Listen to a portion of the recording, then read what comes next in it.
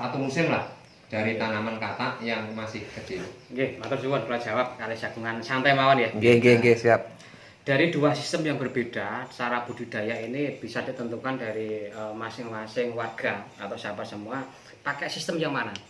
Satu teori tentang penggemburan tanah, dikulut, diganjo, digemburan tanah, baru ditanami katak.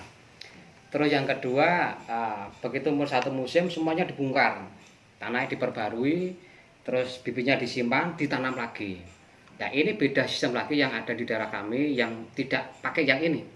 Satu, jelas beda berlawanan. Nanti akan ketemu hasilnya, kesimpulan akhir mana yang lebih tepat di sana itu nanti bisa dipikir sendiri, digerambyang, diangan-angan. Nyata beda nih. Kalau prakteknya ben enak ya. Kalau contohnya dua sistem, satu musim gambar contoh dari katak yang kecil ini atau yang besar ini mohon dan sing pasaran di umum. Kita tanam satu musim dari katak ini di lahan dengan jarak 30 kali 50, 50 kali 60 monggo sesuai selera. Nah satu musim ini nanti akan bisa mungkin lebih besar dari sana, saya yakin lebih besar akan lebih hasilnya seperti ini. Kalau di sana ini satu musim kan dibongkar. Ya dibongkar toh. Terus dibawa ke rumah disimpan. Tanahnya diperbarui, digulut, diganco atau ditraktor dan sebagainya. Lah kalau di sini beda lagi. Di sini awal musim tanam jarak ya nggak jauh beda sama. Tanah nggak ada yang di sini digemburkan. Butuh resik sukete larane dige gulutan wis tanah apa anak kuwi langsung dicir jarak yang sama. Ganco dicira diuruki sudah. Satu musim di sana dibongkar, di sini tidak. Nah ini tetap di dalam tanah. Ya ini masih aman di sana, nggak dibongkar, nggak dibawa pulang. Kalau nggak mulai terus nggak truk nih kayak karena luasan lahan. Jadi selang dua musim, musim berikutnya itu umbi ini biarkan di tanah. Dia lebih aman, nggak kena kontaminasi apapun, nggak lecet, nggak apa, aman di dalam. Jadi sudah berpuluh-puluhan tahun seperti itu. Akhirnya ada sistem yang berbeda. Di sini sekali tanam, selamanya nggak pernah tanam. Tapi kalau di sana sekali tanam, begitu panen tanam baru lagi. Nah, ini nanti akan membedakan hitung-hitungan hasilnya. Nah, kita hitung, kita dipraktekno bareng. Misalnya kita damel contoh ukuran 20 meter apa 50 meter ya. Begitu dibongkar total besar kecil, waktu umbi sudah panen digawe umur 2 tahun, bongkar total. Yang sistem gini jenengan tadi di sana hasilnya akan lebih banyak karena semuanya dibongkar. Iya. Itu logikanya kan nggak ada yang tersisa, semua dibongkar. Ini hasil lebih banyak. Tapi kalau di sini 2 tahun dibongkar hasilnya sedikit. Ini bedanya. Namun tahun berikutnya di sini panen, di sana baru tanam. Iya. Ini wis panen yang tahun ketiga, di sini baru tanam lagi, harus nunggu 2 tahun. Dan tahun keempat di sini panen lagi, di sana masih nunggu lagi. Di sini panen lagi, di sana baru panen. Hitungannya melangkah 2 tahun, di sini panen terus, di sana tidak. Karena sistemnya berbeda. Di sini tanpa digulut, tanpa didangkir, tanpa di traktor dan sebagainya, secara alami, dibiarkan liaran. Ya, caranya adalah begini. Kalau di sana 2 musim diambil total, kataknya semuanya diambil. Kalau di sini tidak. Satu musim katak ini ditanam, misalkan sak rendeng iki ditandur ya. Sing umbine ngisor sak mene, sing dhuwur wis katake wis muncul ya. Nah, dari katak satu musim ini akan jatuh di bawahnya.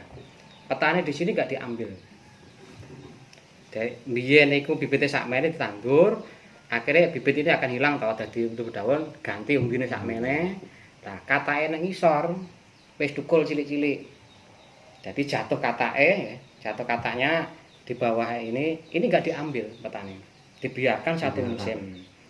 Musim berikutnya umbi akan semakin besar karena akan dipanen dan kataknya kan lebih besar lagi. Standar 2 tahun seperti ini sudah besar-besar. Ini juga dibiarkan.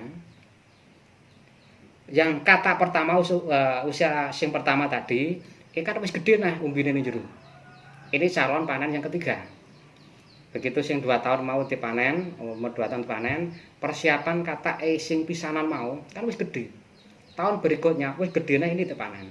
Katak yang pertama tadi terus akhirnya diambil sing gede-gede sing cilik ceblok terus beruntun bertahun-tahun seperti itu. Cuma per tahun hasilnya nggak maksimal karena kita ambil yang besar, yang kecil dibiarkan. Terus kataknya yang diambil cuma ukuran tengah, nomor 1, nomor 2, nomor 3. Yang kecil-kecil seperti ini nggak diambil karena dibiarkan di lahan nanti akan tumbuh terus. Untuk cadangan bibit. Cadangan bibit. Musim yang akan datang. Iya. Nah, mau pakai yang mana monggo terserah hitungan masing-masing. Ya, soalnya kan di daerah saya itu tidak ada pelajaran khusus untuk penanaman porang. Jadi tahunya itu dari sosial media. Jadi ngikuti mana yang dilihat sosial media. Kadang-kadang soalnya YouTube itu biasanya kan yang ditonton YouTube. Saya tidak menjelek-jelekan orang YouTube, cuman kadang-kadang itu istilahnya wong Jawa kemerok, maca iso. Nah, itu jeleknya di sosial media seperti itu. Jadi dari dua sistem ini silakan dipilih mana yang efektif. Kalau di sini ya, karena luasan lahan di sini di kampung saya ada 600 hektar untuk tanaman porang, semuanya sudah jadi. Itu sistemnya liar, sekali tanam untuk selamanya. Bila tahun berikutnya jarak 5 tahun kok ada yang ngoblang-ngoblang ya, kita sulami lagi. Dari katak itu juga. Jadi kita nggak modal hanya sedikit, perawatan nggak begitu banyak, namun per tahun bisa panen. Seperti saat ini, begitu sudah jadi, ini kataknya dari petani. Karena ya sudah lahannya penuh. Terus yang kedua, di sini porang kan tidak beraturan, nggak lurus-lurus seperti jagung. Itu yang saya mau tanyakan, ternyata sudah dijawab oleh Bapak. Ya, nah, bentuknya seperti ini nih. Jadi nggak ada beraturan. Mau lewat saja nggak bisa. Oh, iya. Berarti tidak lurus. Tidak ada yang lurus di sini. Jadi, mau lewat aja ya bingung harus nerobos di bawahnya. Jadi tidak beraturan untuk musim yang akan datang kan, karena katak-katak tersebut kan tidak diambil. Jadi ya, berserakan kemudian tumbuh, jadi tidak beraturan. Tidak beraturan. Terus sistem pemupukannya cuma ditabur gitu aja ya? Ya mungkin bedanya itu juga. Andai kan ada yang pakai pupuk kimia atau pupuk yang lain, jadi hanya ditabur, nggak bisa taruh di bawahnya, nggak bisa. Kau dodoan suwur ya seperti itu. Alhamdulillah saya nggak pernah pakai baik yang organik baik yang kimia. Ini saya nyoba sudah 2 tahun ini nggak pakai. Nggak pakai pupuk sama sekali. Nggak pakai pupuk sama sekali. Jadi ya, hasil katanya ya ini. Berarti nggone dhewe kudu diomongi, Mas. Ya cara intine ayo anggur manut melu-melu kene, ketoke lebih saiki lho. Iya, lah saiki lek nggone dhewe dibongkar ya sekali panen ya.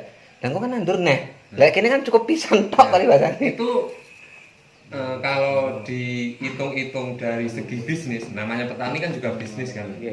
Itu kalau dibongkar dan dipupuk itu kan jelas membengkaknya dana kan di situ. Nah, untuk pembongkaran kan tenaga. Untuk pemupukan tenaga juga duit. Kan membengkaknya dana di situ. Jadi kalau dihitung-hitung untung dan ruginya kan sebenarnya lebih untung yang tidak ya dipikir ngene lho Pak. Pupuk. Dipikir lek sing cara ini di setahun pas langsung dibongkar ini dipikir ya marai apik lho, ternyata tibake basa wis ngerti penjelasan ini ternyata itu tidak ada pengaruh, malah tidak berpengaruh ngono. Dari pengapalan saya begitu umbi ini diambil dari lahan seharusnya ini harus diam duduk manis santai menikmati tidur malah duwe diwak-wak dibongkar ya diambil urung nek kejojek urung ning jero sak lecet sampai di rumah naruhnya bingung atau panasan. Lah kan aman di dalam tanah. Nah, soal pengemburan ini biarkan dalam tanah, silakan dipupuk. Tapi jangan dirubah ini. Ini pengaruhnya luar biasa. Mulai dari segi tenaga, biaya, tidak ada bedanya. Malah justru bagus di dalam tanah. Ini banyak pertanyaan betul seperti itu. Banyak yang belum pahami. Terus kalau soal kita bicara bisnis mana pakai yang sistem yang bagaimana? Kalau hitung-hitungan saya kemarin dengan teman-teman, kalau pakai hitungan bisnis dengan hitungan perbankan, yang bagus memang pakai yang ini, yang pakai sistem jenengan. Sekali panen 2 musim bongkar total. Kataknya akan tahu berapa kilo, umbinya akan laku berapa kilo. Itu kalau pakai bisnis memang betul dengan hitungan yang jeli. Tapi kalau permanen kita modal sendiri atau mungkin ingin jangka panjang, ya ini yang enak. Jadi sekali nanam seumur hidup panen ya. Seumur hidup. Iya masuk kaya mau ngene. Nggih, matur suwun jelas.